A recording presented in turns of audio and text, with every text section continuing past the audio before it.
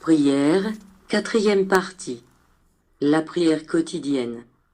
Disciples bien-aimés, pratiquez quotidiennement la prière spirituelle avec toute l'intention d'arriver à vous perfectionner.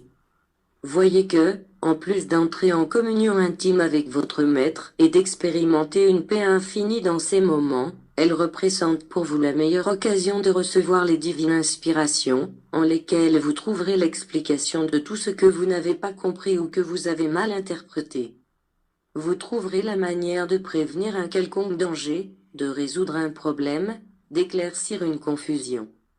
En cette heure bénie de communication spirituelle, tous vos sens s'éclaireront et vous vous sentirez davantage disposé et enclin à faire le bien. Ne cessez de pratiquer la prière même brève au point de ne durer que 5 minutes, l'important, c'est qu'en elle vous sachiez faire un bon examen à la lumière de votre conscience, afin que vous observiez vos actions et que vous sachiez de quelle manière les corriger. Que vous perdiez la notion du temps en vous levant dans la prière sera signe de spiritualité, puisque vous aurez réussi, ne fût-ce que l'espace de quelques instants, à sortir du temps, ce temps que les esclaves du matérialisme n'apprécient que pour leur plaisir ou pour augmenter leur fortune. Celui qui s'examine quotidiennement devra améliorer sa manière de penser, de vivre, de parler et de sentir.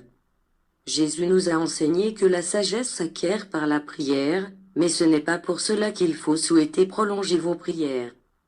Quand je vous demande la prière de 5 minutes, je veux vous dire en cela de prier brièvement pour que, en ces instants-là, vous vous livriez véritablement à votre Père et que, le reste de votre temps, vous le consacriez à vos devoirs spirituels et matériels à l'égard de vos frères.